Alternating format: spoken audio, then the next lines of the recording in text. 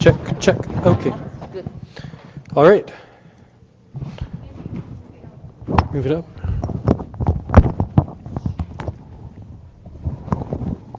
Can everyone hear me now? Fantastic. All right. Hi, everyone. So today I'm going to talk about academia, and in particular about mental health in academia. And sometimes the times in academia when mental health is not as present as we might like it to be.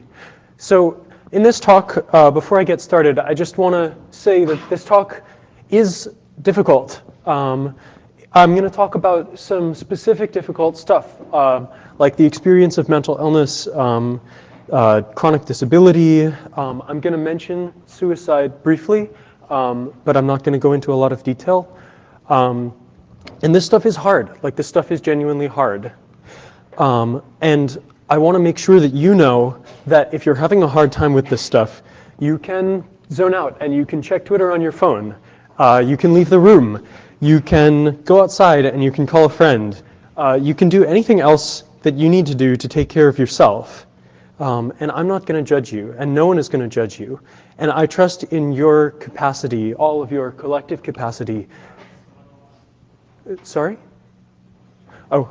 And I trust in all of your collective capacity to be compassionate with each other and not to ask each other about why you're doing these things. Like, just take care of yourselves. With that said, here I am. And I'm a little bit sleepy. And I'm hoping that giving this talk gives me a little bit of energy, which it definitely feels like it has. So I want to give a little bit of a spatial bio of myself. I was, as perhaps I talked about in the previous panel, I was born and raised in Natick, Massachusetts. I went to undergrad at Brandeis University. I did 3 years of my PhD at University of Pennsylvania, and then I took a fork in the road, and now I'm working in industry at Galois. So, hi, New Orleans. So that's space, right? And space is cool. Here's a little bit of a zoomed out view of the journey that I did not take, even though it would have been a lot of fun. I think in particular, when I did this the last time I gave the talk, I couldn't get walking directions at all because I was in Athens. But this is fun because you can see that there's a particular segment of this that is fun. So I did the carbon positive or carbon negative, forget which way you say it. I took a plane. I plan on donating to offset some of that carbon, but here I am. Google says it's a long walk. So that's space, right? Here's time. There's the past in that direction, and there's the future in this direction. And I want to talk about a couple of important things that have happened between the past and the future. So the first important thing that I want to talk about today is, oops, whoa, whoa, whoa, whoa, whoa, whoa, whoa, whoa, whoa, whoa, whoa, don't read any of that. The first, we'll get there, I promise. This thing is sticky. So the first is in May of 1993, I was born, very important to keep in mind. And the second is in January of 2020, I am here and now. So in between those two vital events, I was in Seattle in August of 2016. And I want to specifically talk about this because this talk sort of is anchored in my personal experience, and that personal experience happens then and there. So in August of 2016, I was an intern at the Programming Languages group at Microsoft Research in Redmond. And I did a lot of hiking and cycling and hanging out with cool nerds. And in between, I also did some PL research, as you can see evidenced by the natural deduction and the typing rules, which I've included here to show that I wasn't just doing this. Although it is gorgeous there. So, you know, Seattle is really awesome, and Microsoft Research is really an incredible place to work.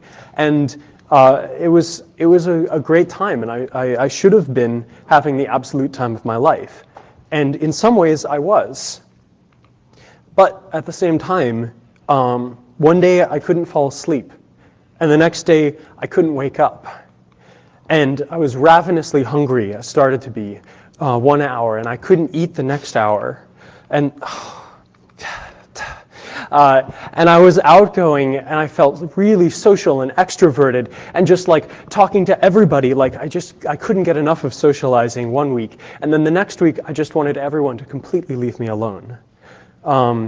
So this started to be a little bit worrying, and as the summer went on, it started to be the case that these like episodes of extreme mood became increasingly powerful and increasingly disruptive to the structure of my summer. And then one day, I came home and I was particularly hungry and particularly disoriented and sort of particularly lacking in this ability to even do anything. And I did what any grad student does when you feel that way, which is you go to the local supermarket and you buy the first thing that you see because that's what you're going to eat that night. So I bought this. This is an actual photo of the thing that I ate that night, or tried to. 1 kilogram. 5 people. I did not eat the entire thing. So it looks delicious, right? Except for the thing that I did not realize when I bought this thing is that frozen food, when it comes to lasagna, means frozen food. The thing that I bought was actually a solid block of lasagna ice that took 45 minutes to cook.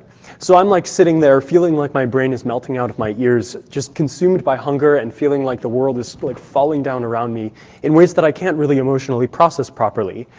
Meanwhile, the lasagna is taking forever. And finally, when I actually pulled it out of the fridge, my hand slipped and it fell all over the floor.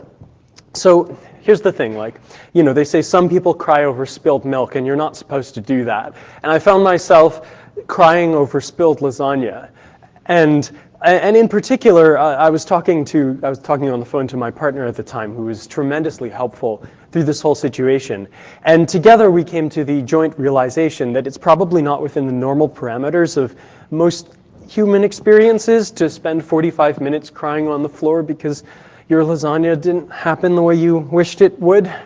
And so the next day, I actually made a doctor's appointment because it had gotten to the point that I realized there was something that I needed to understand about what the experience was that I was having. And I thought maybe I have diabetes because I was having all of these symptoms that might have been like low blood sugar or something like that. It turns out no. They did a bunch of blood tests and it turned out that I had an incredibly healthy pancreas, which is, you know, fantastic, right? And I have a middle-of-the-road thyroid that was, you know, doing its thing, chugging along, which is also pretty great. And then my doctor turns to me and he says, well, you know, there are some things that we haven't been able to rule out through blood tests because there isn't a blood test for them. And he asked me if he could bring in his med student because you know, the med student is in her rotations, and it was a good opportunity for him to like give her the experience of seeing somebody with an absolutely textbook case of bipolar disorder. So that was me. There I was, and in retrospect, right. This might have been a kind of risky move on the part of my doctor because sort of breaking the news and saying like, hey, you have bipolar disorder, and also can my med student look at you because you're just so perfectly textbook, maybe couldn't have gone over particularly well for some people, but for me, I was like, oh my gosh, I get to be like the part of the future education of a doctor, like, not only that, but I have a name to put to the experiences that I'm having, and I can be like, you know, part of the building up of people who help people. Like, man, what could be better, right? I mean, not having mental illness could probably be better, but within the parameters of the situation, I was jazzed because there was finally like an opportunity for me to understand what was going on. So this is my second time talking about this in front of a big group of my peers right now. And for a long time, I've talked about mental illness in generalities, because I think it's super important. And because within the places that I was able to do that, and I didn't always feel as comfortable as I do right now, standing in front of however many people this is, quite a lot, and saying, hey, here's my story of how I spilled lasagna and found out that I have a major mental illness. But I do feel comfortable now, and I think it's worth talking about the specifics and not just the generalities, because I want to tell my specific stories so you understand the background to the more general things that I'm going to talk about. So this isn't just a personal story, but it is in part a personal story. Because situating within this context, there's a problem. And the problem is that people don't stand up here and do this a lot. And I think they should. And in this talk, I'm going to propose some solutions to that problem, some of them novel, others synthesized from some prior work, and talk about maybe how we can talk about things better and how we can think about things better and maybe get somewhere where there's a little bit less of this kind of pain in the world. But before that, I want to say a little bit more about what happened next. First, I want to start off by saying I had a fantastic mentor at Microsoft Research, Rustin Leno, who some of you know. And when I came in the next Monday and I sat down in his office and told him about all of this, he said, well, okay, we're going to work with that, not in spite of it. You get to do the research that you are able to do. I'm not going to hold you to standards that you're not able to fulfill. And we're going to have the summer that is the right summer to have and hopefully get some cool research done. And it turned out that we actually did get some cool research done. And I learned a lot of things and hacked on Daphne a bunch. And that was rad. And I'm just tremendously grateful for Rustin and for everyone after him who offered me the space and the compassion to be authentically the way that I needed to be to take care of myself. And I was very lucky to have a lot of people like that. So what happened then, right?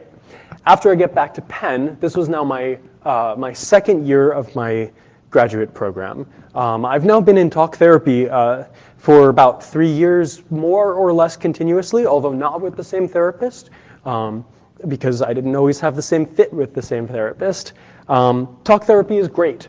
As we talked about earlier in the panel, it's a really life-changing thing to be able to talk with someone and actually ask them, does this make sense, what I'm experiencing? How can we maybe debug this set of experiences so that I can try to engage more effectively with things? And most universities, at least in the US, have low-cost counseling that's available for students. Please take advantage of it. Even if you don't have any hint in your brain that you might possibly be diagnosable with any kind of mental illness, it's somebody who will talk to you for basically nearly free and help you solve problems in your life, and help you talk through things that maybe your friends are happy to do, but eventually your friends are not just a resource for you to offload your difficult processing onto. And a therapist is somebody that you pay to do that with, so it's a different kind of a relationship. Take advantage of free or cheap healthcare where you can. So in addition to that, I also went through a variety of pieces of experimentation to find about 3 different psychiatric medications that helped to regulate what I was experiencing. So I want to say up front, right, I'm not a doctor, and I'm also not here to try and convince you that drugs are the answer, that if you have a mental illness, then just do drugs and you'll feel better. But for some people, for people like me, they can be an important part of the answer to how to engage with the world and survive.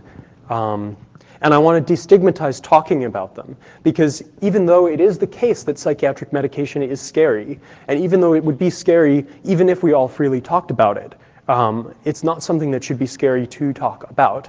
And it's something that can be really world-changing for people like me who actually really need it. So some of you might be thinking, I came back after having this episode in the summertime, excuse me, and then I quit Penn. But that's not actually what happened. I spent 2 more years in the PhD program at Penn. I wrote 3 papers, co-wrote 3 papers. I gave 3 talks. I finished a bunch of coursework and got a sort of passing through master's degree. And I want to say again, thank you, Penn, for being absolutely fantastic. My advisor, Stephanie Wyrick, was just totally instrumental in helping me to get through this and giving me the space and the ability to do what I needed to do and breathe. And the rest of the Penn PL Club was absolutely fantastic. So thank you all, to anyone who's listening. And then I decided to take a trial run in industry at Galois, and decided to stay in industry instead of returning, and I'll talk a little bit more about that later. And now here I am. So before I proceed, I actually want to back up for just a second and talk a little bit more about grad school.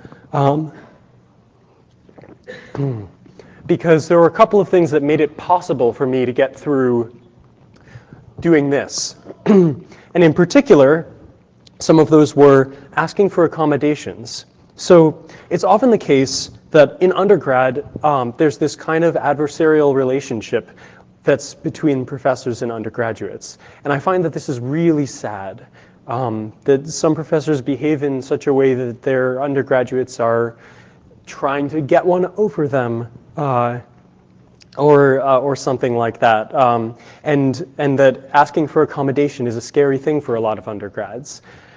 I don't think that's the case. I don't think that should be the case for anyone. And the lucky upshot of the story is that it's less the case when you're in grad school, because it is certainly the case, or it should certainly be the case, that your advisor and all of your professors are your advocate and your ally, and someone to work with you because they want you to succeed. So being able to say, hey, it would be really awesome if I could have a little bit more flexibility about the way that I do this assignment. Can I turn this in a little bit later, or turn it in maybe earlier if I get a little bit of a spurt of extra energy, but then have more leniency on the next assignment? Things like this can be really incredibly powerful. And I wanna implore you to, if you feel safe and able to have those conversations, to take advantage of those relationships and actually ask, because I think you will be incredibly surprised by the amount of flexibility that is there for you in grad school. Another thing that's incredibly helpful, or at least that I found was incredibly helpful, was asking for more frequent check-ins with my professors, and especially with my advisor, because I found that oftentimes I would flounder a lot, and I wouldn't have the ability to maintain my focus when all of this stuff was happening turbulently. So when I would ask for more frequent check-ins, it would provide an opportunity for me to say, hey, maybe I didn't get a lot done this time, but there's less of a sense of drift and less of a sense of a longer arc where things didn't fit together. So I know that, like all of these things, disclosing to your professor, I have a mental illness, is not easy. But it can be a really, really wonderful result if you are able to do that, and if your professors are able to be compassionate about that. And I like to have a lot of hope about that. And my personal experience is that there's a lot more compassion out there in the world for you than it is easy to believe there is. So, with that being said, I want to talk a little bit more about why I left, because I just said a bunch of positive things about the PhD program. And the academic PL community has been this amazing, dear home to me for like 8 years now, and it's hard to imagine my life not being here. But I left my PhD program without a PhD. So, why did I do that? So in part, as I've talked about before, being in the industry, as it were, gives me a lot more structure and balance, which can give me a lot more stability and health in my own personal life. The way that deadlines get set up, the way that I'm able to be anchored into more sort of concrete collaborations with people, the way that those structures work in industry has been, for me personally, a lot more liberating in terms of giving me the work-life balance that I need to achieve personal stability. And also, I wanted to be able to choose my life path more actively. And that's not fully related to, excuse me, sorry. And that's not fully related to mental health per se. But this was another reason that I wanted to branch out, is I wanted to be able to have more options about where I wanted to live and how I wanted to live and what kind of work that I wanted to do.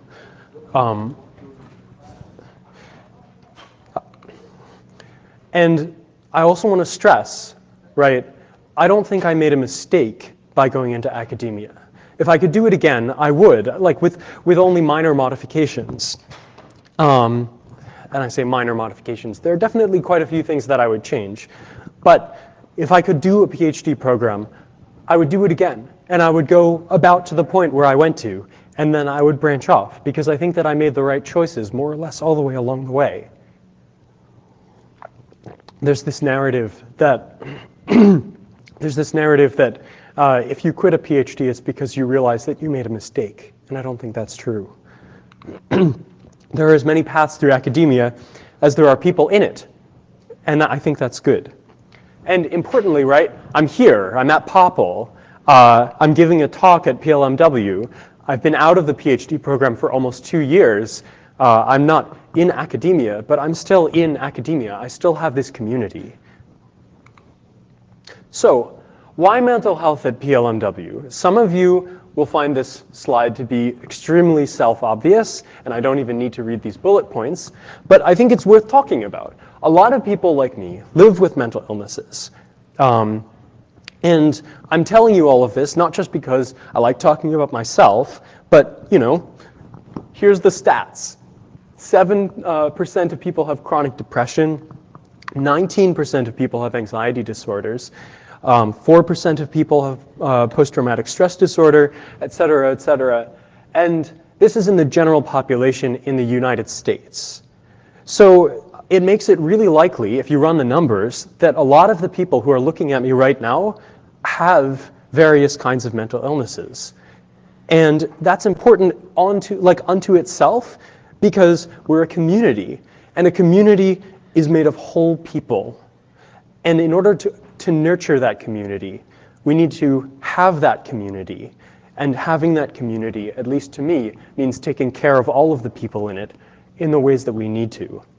But this topic is particularly relevant today and here in academia specifically, because these statistics are not true for us.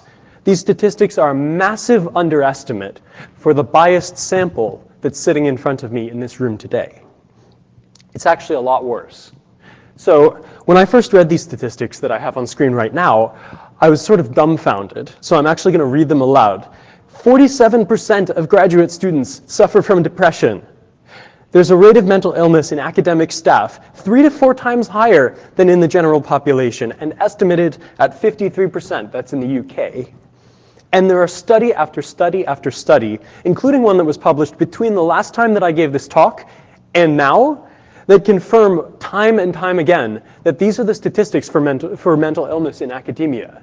So the new study, by the way, was in Nature, and I'll provide a citation at some point.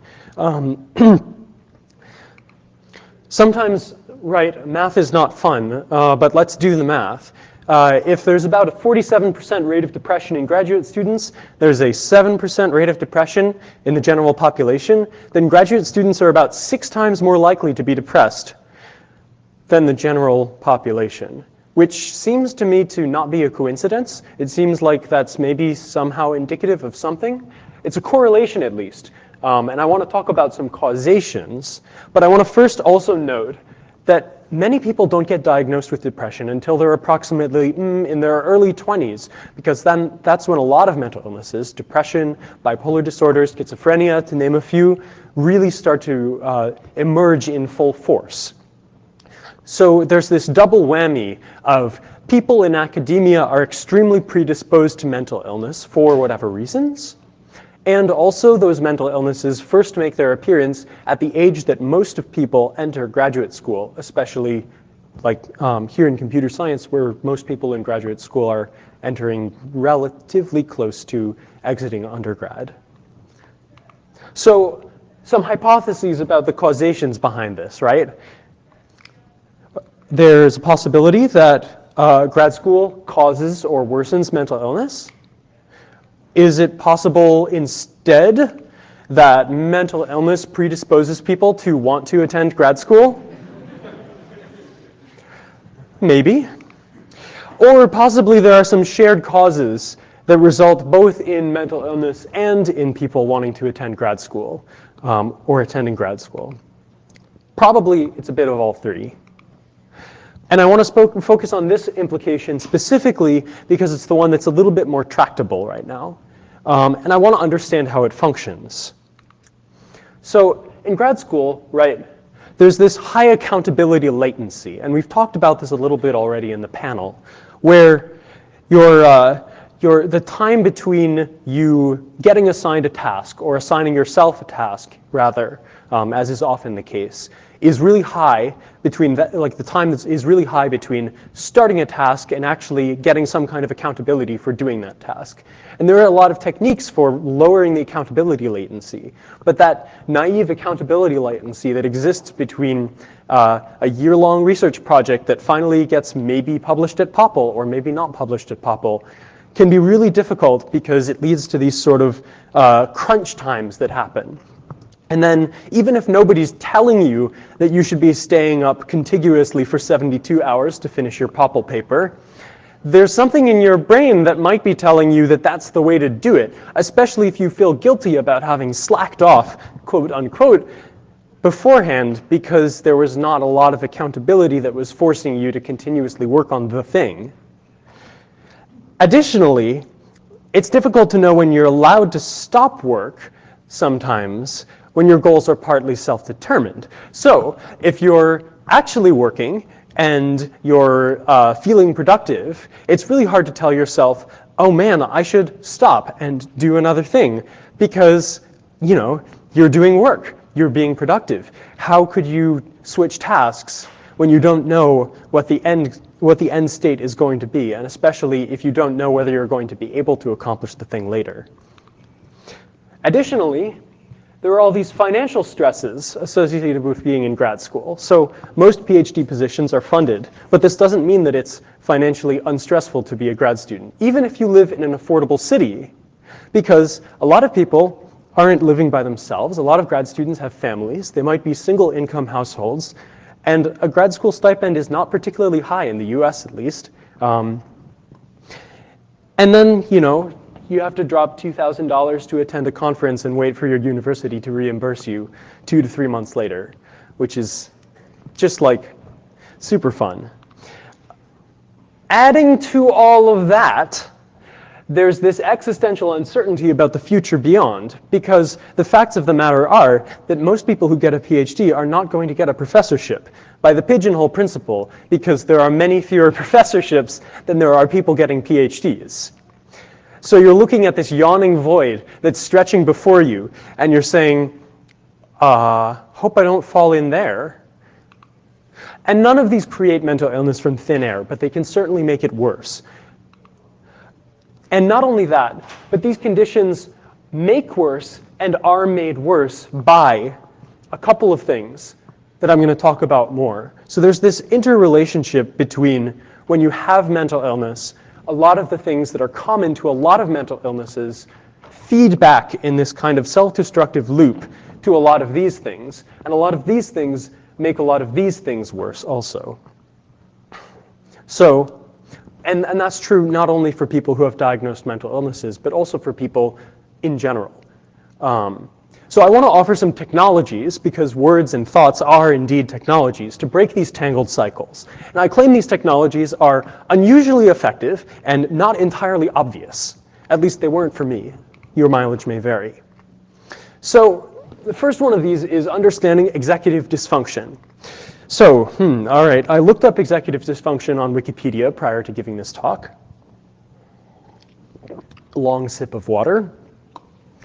Executive functions, collectively referred to as executive function and cognitive control, are a set of cognitive processes that are necessary for the cognitive control of behavior, selecting and successfully monitoring behaviors that facilitate the attainment of chosen goals. So I think some of the writing advice that we had heard earlier might help us to clean this up. So I did a little bit of poking around. It turns out in Chrome you can open the dev tools and just edit the page that you're on. So here we go. Executive function is the ability to just do the thing when you really need to do the thing. So yeah, it's kind of a vague term, but I find it tremendously helpful because it puts a neutral word to the real struggle that almost all of us have sometimes, which is this feeling that we ought to just be able to do something, but somehow it doesn't happen. And it especially characterizes this experience for people who have various kinds of mental illness that are interrelated with executive dysfunction. But I think this is a pretty universal experience. So, you know, executive function is when you can do the thing. Executive dysfunction is when you can't do the thing, even when you really, really need to. And the really need to-ness of the situation doesn't seem to be proportionate to the amount of executive function that you have to do it. It's like the situation gets more and more needful, but your inability to do it seems to rise to the occasion sometimes.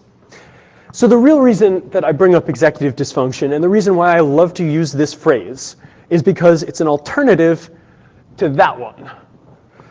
I don't believe that anyone is actually lazy. So I gave a talk at ICFP in 2018 that was entitled Keep Your Laziness in Check. And it's about this random testing framework that I and a couple of other people built to test whether functions are lazy in a particular way in Haskell. But I think I also know a little bit about the human kind of laziness, because this is what's going on in my head all the time. You knew what you had to do. You had enough time to do the thing. What's your excuse? People believe in your potential, so why are you letting them down? It's an honor to be here, wherever here is, here at POPL, here at Penn, here in the programming languages community in general. Why aren't you working harder to succeed? And the answer, of course, because these are rhetorical questions, because everything in my head is a rhetorical question because I'm talking to myself, is that I'm incompetent and undeserving and ungrateful. I must be lazy. So I want to make a bold claim. And it's indeed a bold claim, I think, because it seems like the world doesn't really accept this as fact, that laziness is not a thing in the world. It doesn't exist, except in Haskell. If you want to do something, if you actually want to do something, anything, and you can't, or you don't, then there's some reason why you didn't. Either you didn't actually want to do it, and I want to say something about that, right? Like, sometimes you say to yourself, I should do this thing. I want to do this thing. I gotta do this thing. And it's a little bit unclear whether you gotta, you want to, you should. So when I find myself not able to do a thing and I really believe that I want to do the thing, a thing that I oftentimes do in my head is I say, I should do the thing. And then I say, I want to do the thing. And if I can't put that same force of behind the I want to do the thing, then I realize that what I'm really doing is projecting some kind of sense of obligation out into the world and trying to use it to motivate myself to do the thing. But actually, I don't actually want to do it. And that's a pretty good reason for not doing something, is that you don't want to. And it's interesting to be able to examine yourself when you don't want to do something and not just believe that you want to do things you don't want to do, because that confusion, I think, gives rise to a lot of sadness. Or, alternatively, suppose that you do actually want to do something. And I think a lot of us do actually want to do things like research and taking a shower. Something real stopped you from doing it if you didn't do it and you wanted to do it. And another bold, controversial claim, your mind is something real. It can stop you from doing things, just like walls can stop you from doing things. And your body and your mind being the same thing a lot more than a lot of people believe them to be, are real. So I want to draw an example from my personal experience. So the other day I was doing important task, and or at least I was trying to, and I'm trying to explain to somebody why couldn't I do this task. And suppose I said I was very depressed and I couldn't get out of bed. Now this has actually happened to me, and someone says, it's all in your mind. If instead you were just not depressed, then you would be able to do the thing, because then you wouldn't be depressed. That's something that people say. If instead I said, I had the flu and I couldn't get out of bed, and somebody said, it's all in your body. What are you talking about? If instead you just weren't sick, then, wait a second. I don't think that makes sense. It's all in your body? Of course it's all in my body. That's what being sick means.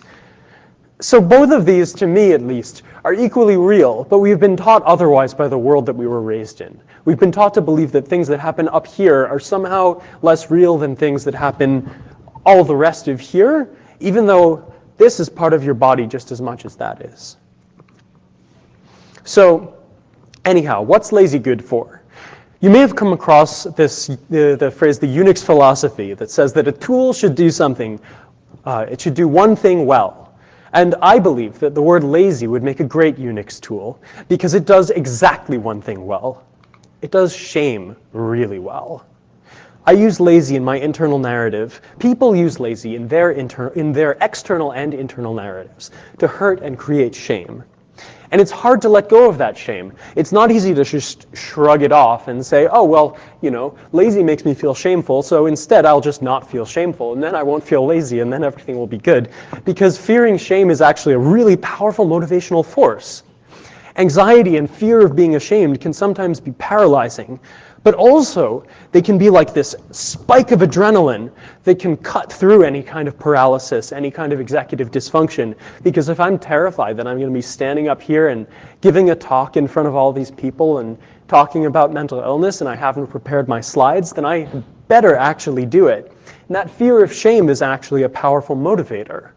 So it's hard to let go because I'm afraid of being unafraid of it.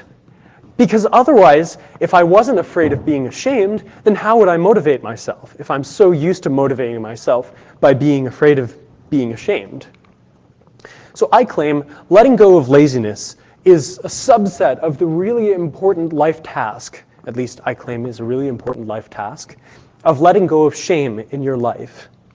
Ultimately, I want to do what I love, not because I'm ashamed of what would happen if I didn't do it, but because I love it in the first place. Yeah. Anyhow, I want to take a pause for some other affirmation and say, resting is good, right? So don't just trust me, trust the massive body of research to this effect. And some people say resting better, resting more, is something that can help you work harder. And that's true. It's especially true in our line of work, because knowledge work, the kind of work that we do as researchers, is extremely nonlinear. And you know, taking a bath or going for a run or doing any sort of thing that takes you out of your head, or watching Netflix, whatever else. This is incredibly useful because when you come back to the thing that you're doing, you're refreshed and you're more able to produce. But I also claim health and happiness, your health and happiness, is not just a means to you being a more productive person within the research industrial complex or within your own personal goals, but it's also an end unto itself. But, you say, doing nothing for a day, a week, a month? Sounds pretty lazy to me. And somewhere in that progression, I claim most of you started to get a little bit uncomfortable about the concept of doing nothing. And depending on who you are, the point in this spectrum might vary. But probably if I tacked on a year, that number would go to 100%.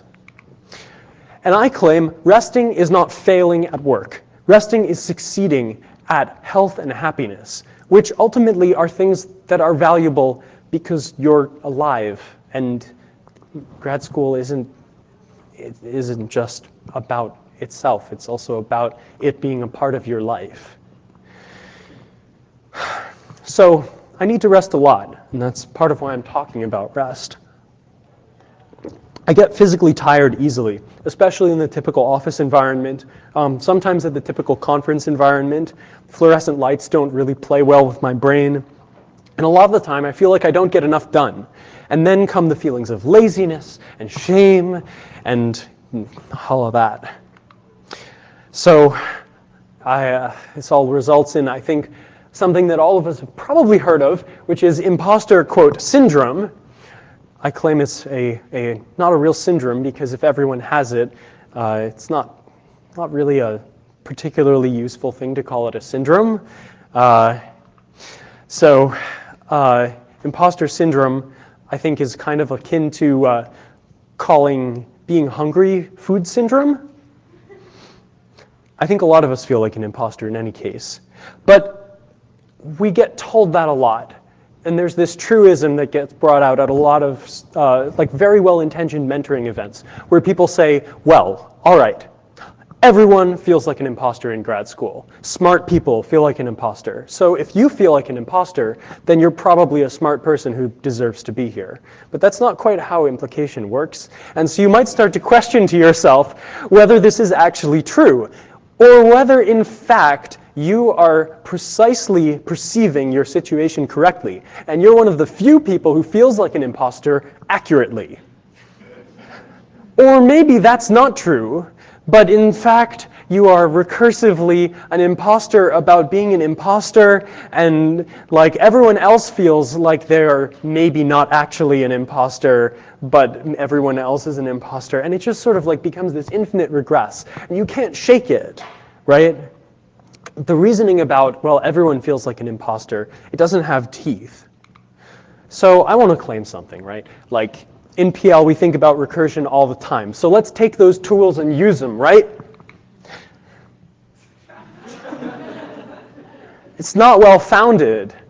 So you can't keep following the loop to try and understand whether or not you are an imposter. Instead, you have to step outside the loop. Stop going down that loop.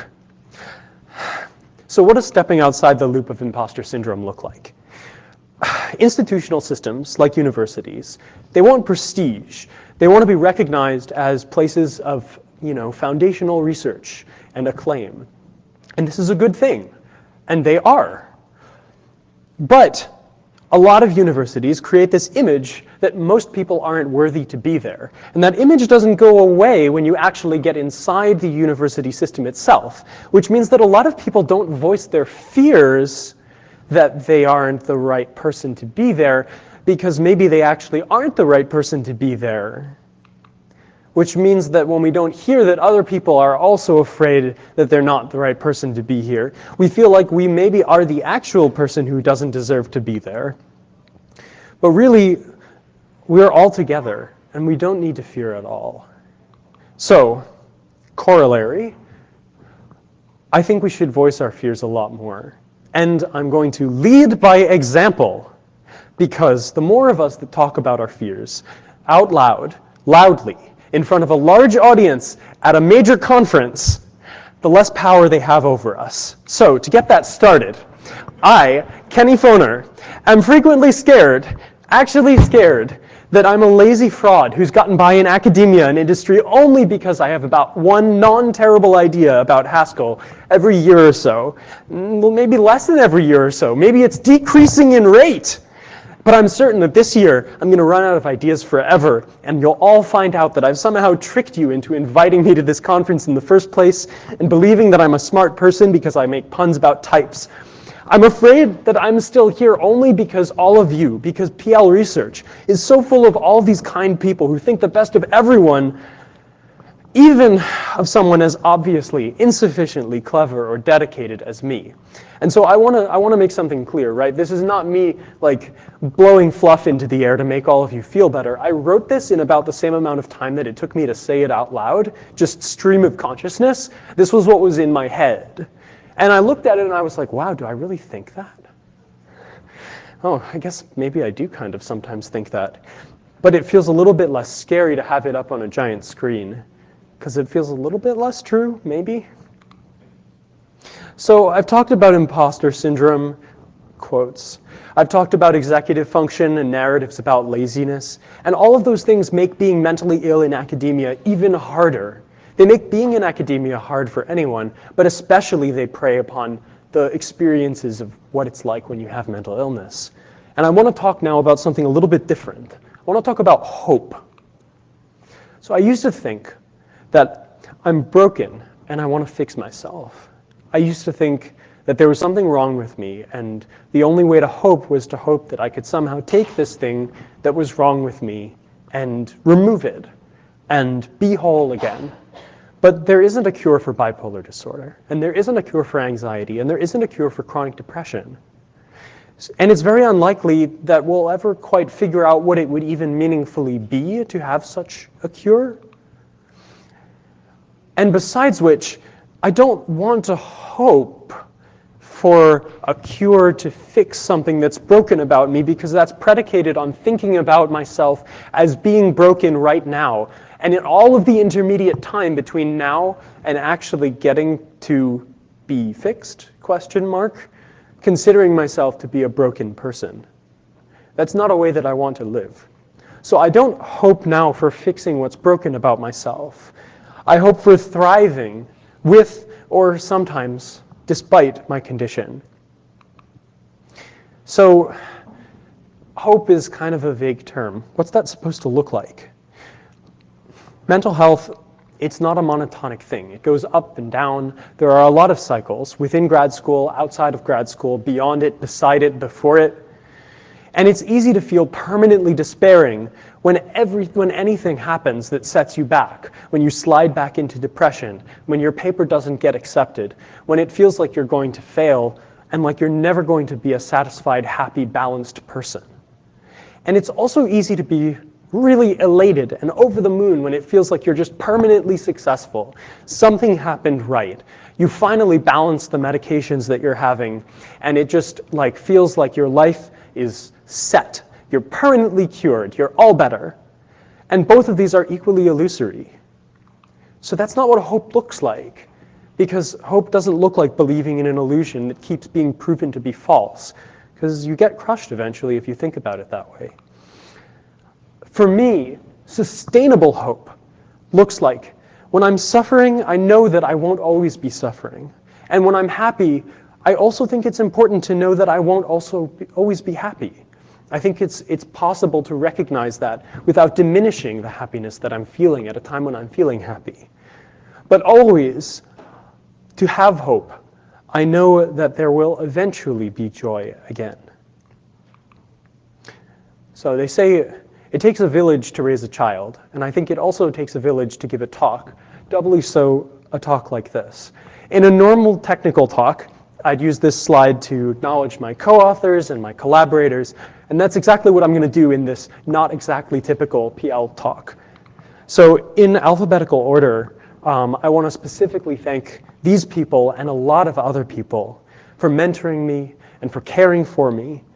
I really couldn't have given this talk without you. Thank you.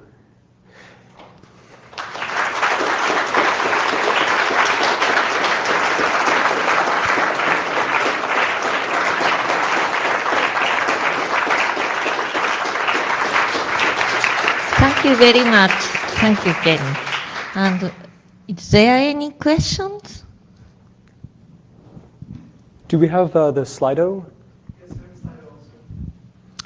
Hi. So you haven't mentioned what's the cause of your mental illness like before, and also I'm wondering, because obviously you've done research, so what's the kind of the major cause for grad students to have mental illness? There's no one singular cause for mental illness in general. We don't know what causes bipolar disorder. We don't have a good grasp on it. We know that it's strongly genetically correlated, but whether that genetic correlation is expressed is due to like who knows what, environmental conditions, particular experiences. I don't think it's possible to reduce mental illness to one particular cause. I think you'll find as many answers as there are people and a lot more. And I don't know that it's, to editorialize a little bit, I don't think it's particularly useful to try and pin down the precise reason that you are experiencing mental illness, although it can be helpful sometimes to try to understand pieces of it. I think a path to acceptance doesn't look like trying to say, aha, and here's the chromosome, and here's the specific childhood trauma that contributed to me being depressed. I think it's a lot more meaningful to treat yourself as a whole person. I don't know. I'm not a medical professional, but there's a lot out there, and I'd be happy to chat afterwards if you're interested in specific resources. Question? Could I get access to the Slido? Could I see if someone has a There is no question to slider. So another thing that I wanted to make a note of is I'm serious about my inbox being open to you. Please write to me. Oh, okay. Please write to me if you have anything that you want to talk about this or anything else. I consider it part of my responsibility in giving a talk like this is making myself a resource for the community about stuff like this. And it's really important to me. So, yeah. So, thank you for the talk and for particularly expounding on destigmatizing the whole thing, because when I find myself talking about it, and it's a little uncomfortable for me as well, when I find myself talking about myself to other people, I constantly find myself apologizing for being non-functional and for having taken a break or being slower than what is expected of me. And I'm trying to actively work against that. And the point about shame was very relevant. What I want to ask is, while it is true that by resting or by taking a break, you are making progress on your health and happiness, right? There are material requirements that are ever present, aging parents, dependents, other kinds of emotional support that your near and dear ones need. And how does one account for all of that in the thought process? So to make sure I'm understanding the question, how do you account for the balance between caring for yourself and caring for other people in your life?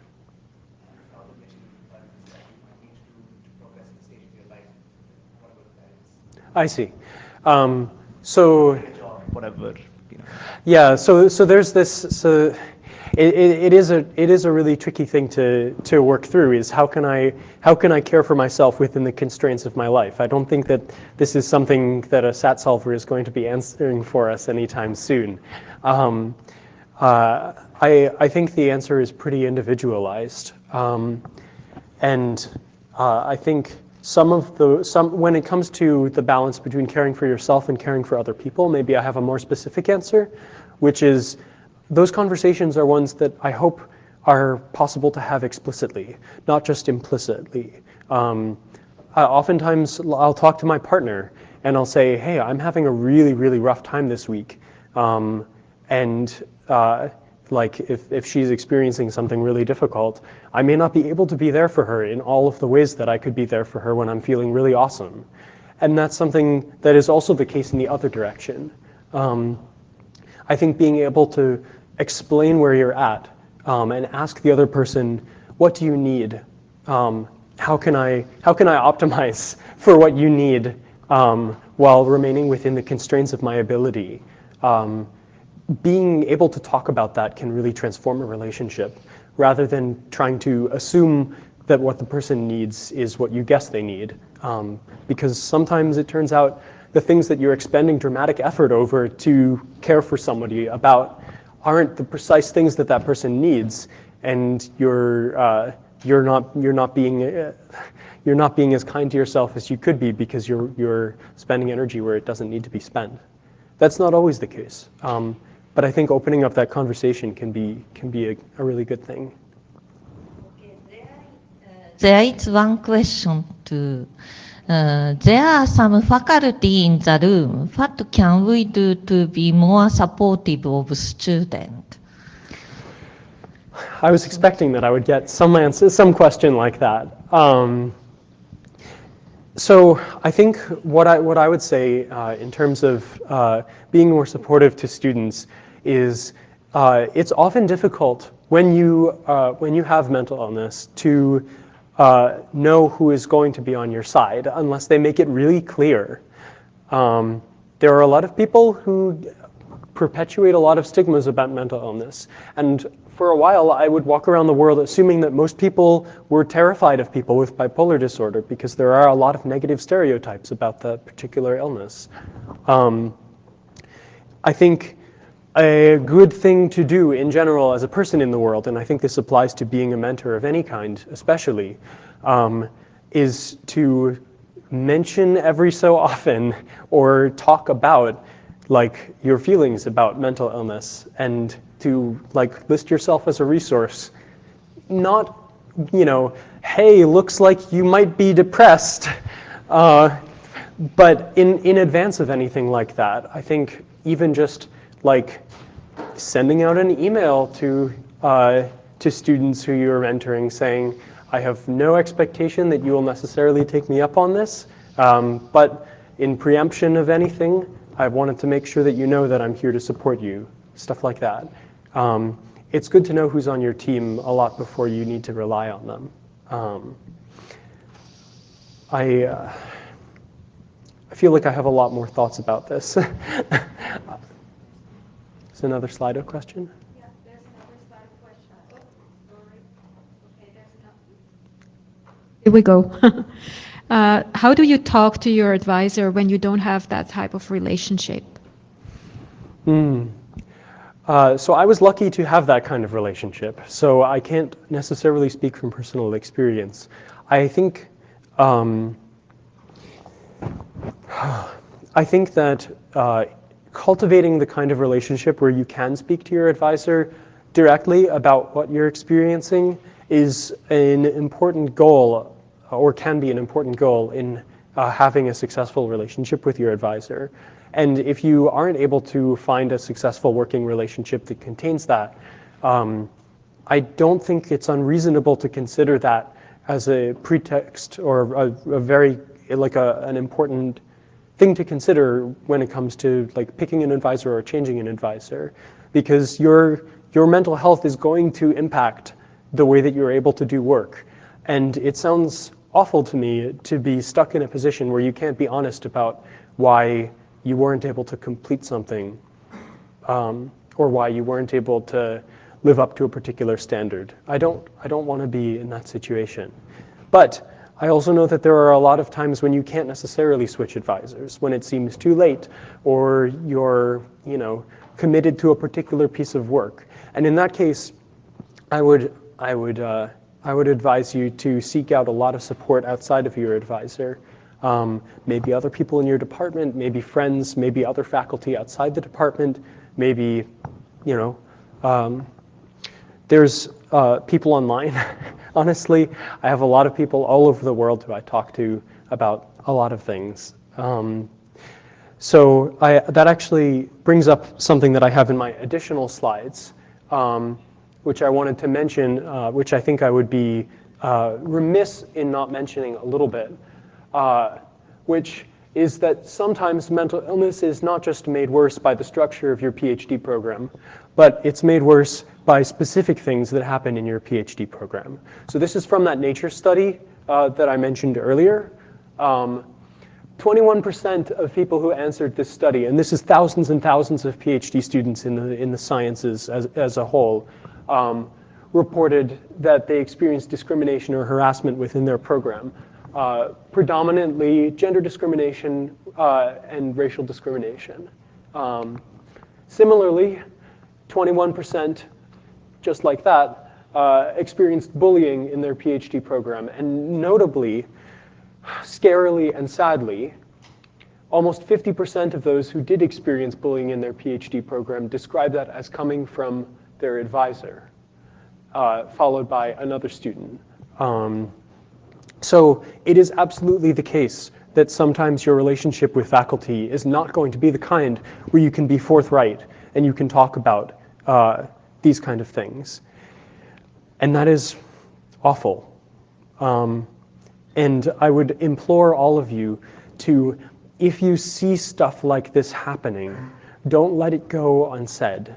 Reach out to people, please. And I would also say, if this is the kind of relationship that you have with your advisor, the kinds of support that you want to seek are like whisper networks. You want to find people who are also experiencing similar kinds of things, and you want to try and talk to them about it. Sometimes you can't talk out loud. Sometimes you can't be forthright and walk right up to your department head because the power doesn't work that way. And that's a shame, and it needs to be fixed. But it's worth acknowledging that there are situations where that is not possible. But those situations are not hopeless. And those situations aren't, it isn't like, oh, well, you know, if I didn't have it as well off as Kenny does, because Kenny had a great relationship with their advisor, then I'm screwed. That's not the case. There are also a lot of people in your life who are going to be able to support you. And it's worth not giving up, and it's worth seeking out those people. So I don't want to end on that slide. We'll go back there. So one more last question. Right, there is another one. And by the way, someone pointed out that the link on very.science PLMW seems broken. It's not there yet. Oh, so is that not so there for yet? those of you who are watching the live stream, it will be there soon. And for those of you who are watching the video as it is recorded, it will be there almost certainly by the time the video is up. All right. Then we have one last question. What can PL as a community do to destigmatize mental illness, promote rest, and peel back toxic views on laziness held by certain vocal members?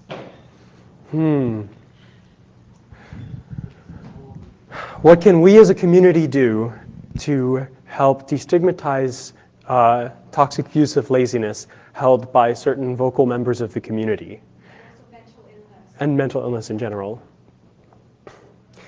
Well, if you are able to speak up when you hear somebody saying something, and that's not going to be all of you. I think it's especially not going to be those of you who are very new in your PhD program.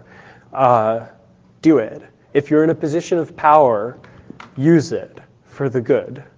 If somebody who you're able to talk back to says something that's toxic, if somebody says something that's stigmatizing, don't sit there and then privately express your displeasure to the person who is affected by it. Actually say it out loud in the room. Don't let people get away with looking like in public everything's okay. If you have the ability to actually say in the moment, no, like not all of us agree that that is an okay thing to say, then use that ability. And if you don't have that power, then certainly reach out to people and privately express that you're on their side. I think that's part of the solution to how we as a community can react to this stuff, because part of the stigma is this stigma about speaking up when you see people perpetuating the stigma. It's a lot easier to just say, hey, that was a shitty thing for XYZ to have said in private. It's a lot harder to actually stick your neck out and say, hey, XYZ, don't say that thing. That's not okay. But some of you will eventually be in positions to say stuff like that. Some of you already are. And when you can, it can be a really powerful thing to do. I know that there have been a couple of times in my life when somebody I really didn't expect stuck up for me, or stuck up for people with mental illness in general. And it was, I'm gonna get emotional talking about it. It means something really powerful when you see somebody who you respect and care about doing something like that. Okay, thank you very much, Kenny. Thank you very much.